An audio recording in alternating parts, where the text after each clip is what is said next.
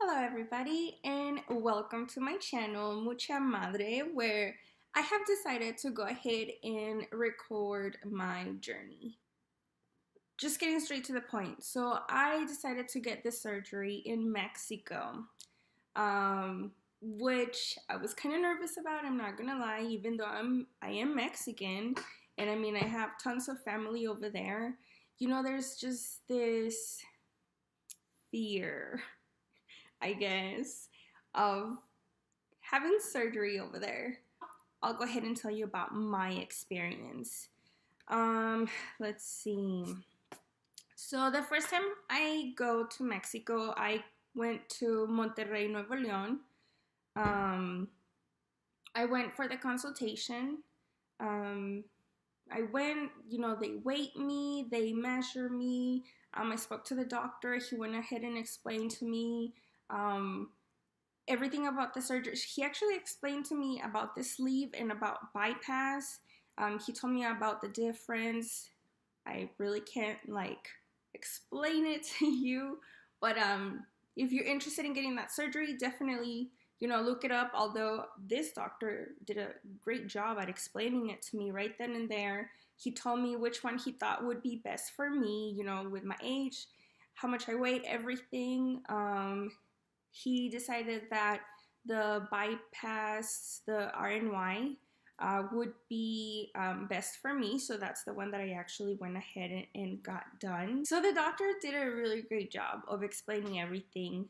I got really great customer service.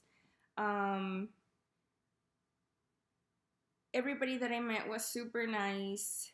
Right away I felt like, okay, yeah, you know what? I want to go ahead and go ahead and go through with it. So I actually am very blessed that my mom, she gave this surgery to me as a gift. So she went ahead and paid for it. So everything just kind of happened fast after that. We went ahead and decided, a month later, which would be January 18th, 2019, that's when I wanted to get the surgery done. So they scheduled it, a month went by, and here comes, it's getting time to go to the surgery. Okay, so they did tell me that I could not smoke for at least 15 days before surgery. I'm not a smoker, so done. What else?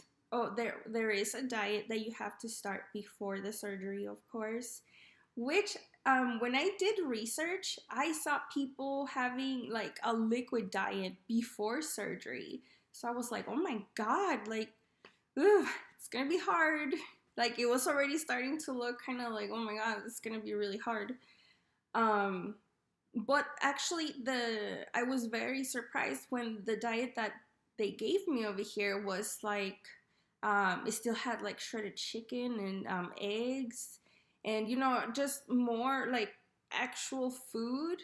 So I was like, are they sure? I even called to make sure that I had the right diet, and yeah, it was. So, I mean, again, the diet was, special for me. It's not like they just give the same thing to everybody, but I did feel like, hey, okay, this I can do. So the diet went great. Now it gets closer to surgery time, and the government shuts down. So I'm like, okay, what does that mean? Like, can we still go? So yes, I went, and I have my little 1-year-old, of course, with me. I was trying to leave him with my mom, but I mean, I was gonna be gone for 5 days, so I 1-year-old, I just could not leave him. So I take him with me. So we go, we're at the airport. Oh my gosh, it was a drama. The airport, I get there, the airport's empty. Like nobody's behind the counters. I'm like, oh my gosh, what's gonna happen? I'm like trying to look for somebody that worked there at the airport. Nobody was there. Finally, I'm literally just standing there with my 1-year-old son and like my luggage, kind of waiting for somebody to come out. Finally, I kid you not, it was like 10 minutes. Finally somebody came from from the back, and it was for a different airline. I was gonna fly with Interjet. So they come out and I'm like, please, can you find somebody that works for Interjet back in there? And they do, so they bring them out. Finally they help me. Then there was this whole drama about them not wanting to let me on the airplane because supposedly I was supposed to be there like hours before, but the airplane had been delayed. So I was like, why do I need to be here for like 3 hours? And I had even called, and if I get into details about that, it's gonna be like extremely long. Long story short, I was literally like crying in the airport with my son, like starting to get fuzzy because they were not gonna let me in the airplane. Then a manager comes out. They allowed me to go into, to get my flight. I mean, at this point, I'm happy, right? But I'm like, okay, I had to like cry for them to let me in. So finally, they let me in. I guess they saw me that I'm with a baby, and I told them that I'm going to get a surgery. Like, I can't be late. So they let me in. I guess you just gotta make a little bit of a scene. After that, TSA, the ones that were there, that I don't even know if they're getting paid. They were, extremely nice, and because they saw me that I was kind of like emotional, so everybody was like extra nice. And then by this time, Ezra was like crying and just like one of the guys even like blew a globe into a balloon and gave it to him, and he was all happy after that. So I was just like, oh my gosh, thank you so much. I run, get into the airplane. It was great. Ezra fell asleep the whole time. I guess after all that drama, he was tired. He fell asleep. We get over there to Mexico. Another drama with immigration over there. I don't even want to get into that. Anyway, so I had another drama. I was like 2 hours late. Finally, I am home with my tias. Thank you, Jesus. So now I can breathe. My son is with my tias. They're like, rest before your surgery. So I'm like, thank you, God. Thank you, tias. So, okay. And then it was great, right? They had this delicious food ready for me. Anyway, so I end up going to get labs. Then the very next day, you get labs, blood drawn out, some x-rays like to see inside my stomach, some stuff, whatever they had to do, they did. It was great. Then my surgery was scheduled for the following day, I believe, because I got there on the 15th. Surgery was on the 18th, and I ended up going back home on the 21st. So surgery day comes, which was on the 18th. I actually had to be there at 4 in the morning because I was the very first person, that they had scheduled, which ended up being great because by noon I was already coming back. I was already recuperating by that time. So everything happened pretty fast. So it was good that it was at that time. But I did not sleep anything the night before. So I guess that kind of added to my anxiety. So I was a little bit uneasy, but not a huge deal. And again, everybody was super nice. That you just, it kind of calms you down. The girls, they're joking with you, all the nurses. And I would just kind of start conversations with them and try to be funny and stuff like that. So we were actually, having a good time early in the morning. We're feeling good, ready for this. And it was great. I mean, I speak Spanish, so, I mean, it was really good for me. A really good experience. What was another thing? Okay, so by this time I'm already in the robe. I am on a bed, in a room with actually by this time, like, there's other people, coming in that they're prepping to go after me, but we're all divided with curtains, so it's still, it's private. We could just kind of hear that there's people on each side. But I was the first one to go. So all this kind of happened very fast. It's not like you're just there like waiting. No, like everything's kind of happening fast. So I go and they finally take me. I'm ready to go. I just remember being on this bed, and then they just kind of asked me to move to the other one where they're gonna have the surgery. So I scoot over, and I just remember looking back, and then poof, that was it. Like, anesthesiologist showed up, I guess, and that's all I remember. Then after that, I remember waking up. I'm back in that room where the curtains were, and I'm like starting to come back. I'm like, okay. I'm there for a little while, kind of in and out of consciousness. I guess I kind of fell asleep. Kind of remember all of a sudden there's two people, one on each side again.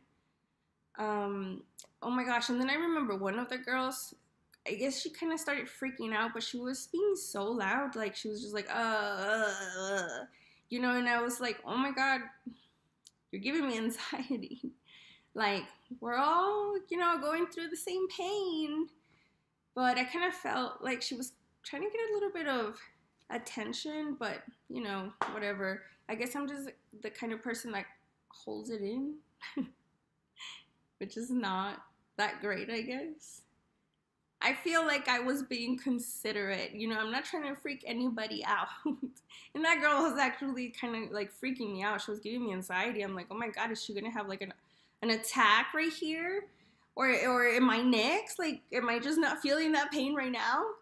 Anyway, so I actually ended up calling the nurse, and I'm like, excuse me, can you please like take me to a room or something, because she's giving me like anxiety.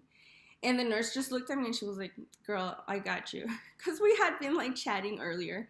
So she was like, okay, yeah. And then she ended up taking me to my private suite. It was very nice and very big, which was good because I actually had a lot of family coming in. I was like the very first one to go into my room, so I got like the biggest, nicest one. So it actually kind of ended up helping me in the end. That for that girl to be all crazy. Anyway, so I'm in my room, starting to feel like crap, because, you're coming back and the meds are starting to kind of go away. So you're like, oh my gosh, okay. I guess reality started hitting in, and I'm like, okay, I don't feel too good. Your throat is sore, from the breathing tubes and stuff that they do. Of course, your abdomen is sore because they just opened you up. But other than that, I didn't feel like it was like excruciating pain or anything, just, uncomfortable. You do have a pump coming out from the side of your stomach. And to me, that was kind of creepy. I didn't even want to look at it, because it's just this pump coming out of your side, and it's like accumulating liquid from your stomach in there, and you can see it because it's see-through, and it was just freaking me out. And for a minute there, like my stomach was leaking that liquid like through the side, so it was just like creepy. But it wasn't painful or anything. It was just like creepy. Anyway, every time that I had to get like a shot, or when they had to put like the thing in your hand, I actually ended up having this nurse that had a really good hand, because I am deadly afraid of needles. I mean, everybody tells me I'm crazy because I actually have tattoos, but it's a different kind of pain.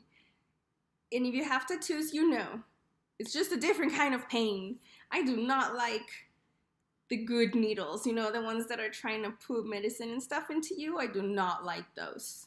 But I had a nurse that she was really good, and I couldn't even feel anything. I still have the mark from being plugged into all those things, but I did not feel any pain whatsoever, which I was very thankful for, because that really freaks me out.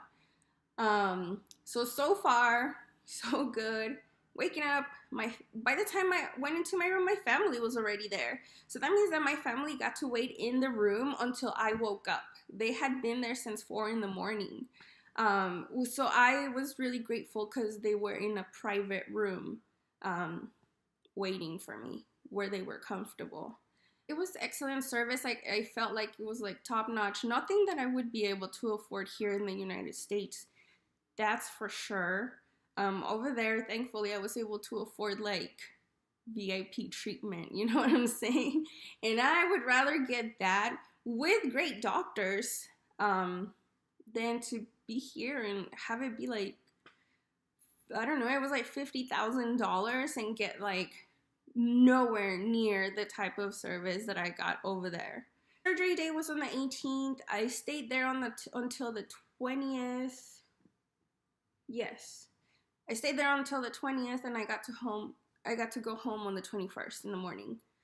Um, the days that I was there, they gave me to eat or drink because you're in a liquid diet.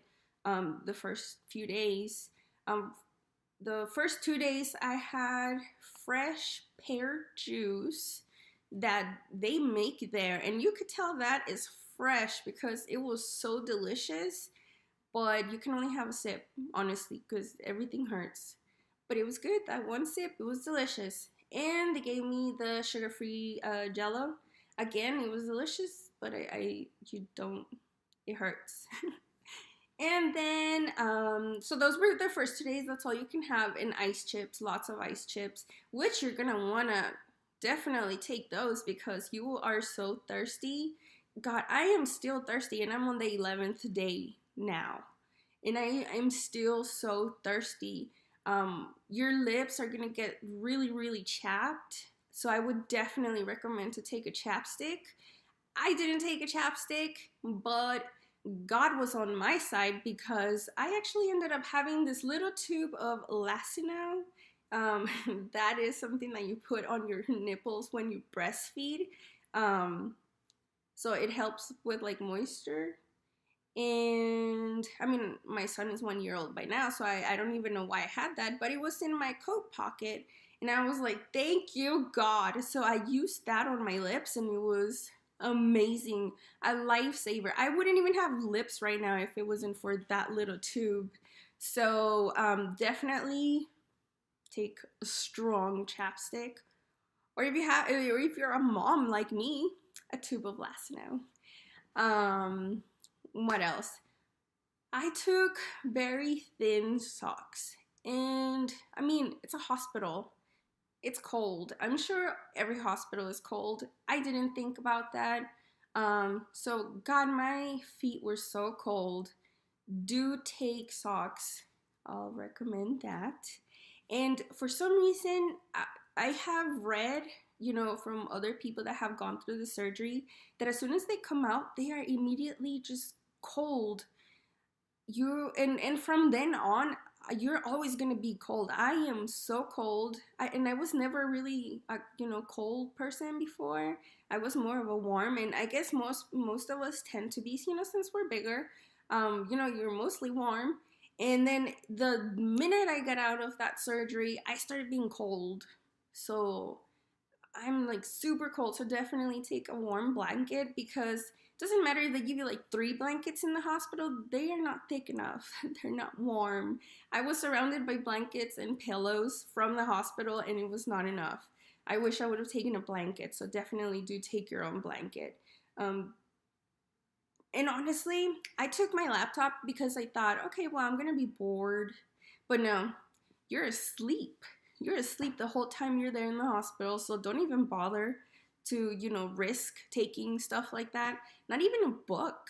I would take the minimum amount of things, like the least. Try to not take anything besides those 3 things that I just mentioned.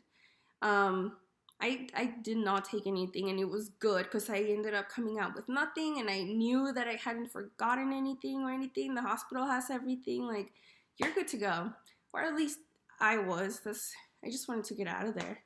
So when I went home, you do go home and you're still on a liquid diet. So just make sure to have like some chicken broth or some beef broth, water, sugar-free Jello, and honestly, that's basically it. You're not gonna want much. You're not gonna you're not gonna be able to take anything else for the first couple days. Right now, I am on the 11th day, and today I just happened to be starting the puree phase. So I'm excited because I miss like food. You know, like you mentally miss food, but your body doesn't miss food. It doesn't want it. So I also suggest to definitely follow like your doctor's instructions, because even one piece of cheese that you take that you're not supposed to take, you're gonna know. Like you're gonna feel it. It hurts. I would know, trust me, because I'm that person that's like, oh, I can take it. No, no. Definitely follow your doctor's orders. I am getting a dose of reality. I thought it was going to be, I don't know, I don't even know what I thought. I did do a lot of research, but I just figured it was easier. Everybody else made it kind of seem like it was not this hard. But it is. It's hard work. Well, I mean, we're going to do it. Or I'm going to do it. I'm going to do it. So we'll just, we'll see how it goes. I'm on day 11. So I'll go ahead and see you guys in a couple days and see what progress I've made. All right, guys, thank you very much. And if you guys have any questions, for what I know so far, only 11 days, please do leave me a comment. Or if you guys are going through the same thing, definitely, give me a comment, send me your page. I'd like to follow you, so we can kind of share what we're going through, because yeah, once you get a dose of reality and you're like, oh my God, I actually did this, it's like, I wish I knew somebody else that did this, so that we can, like, sometimes you don't know. Like, I don't know what to eat anymore. I'm getting tired of the same things. But anyway, so go ahead and let me know. Bye, guys.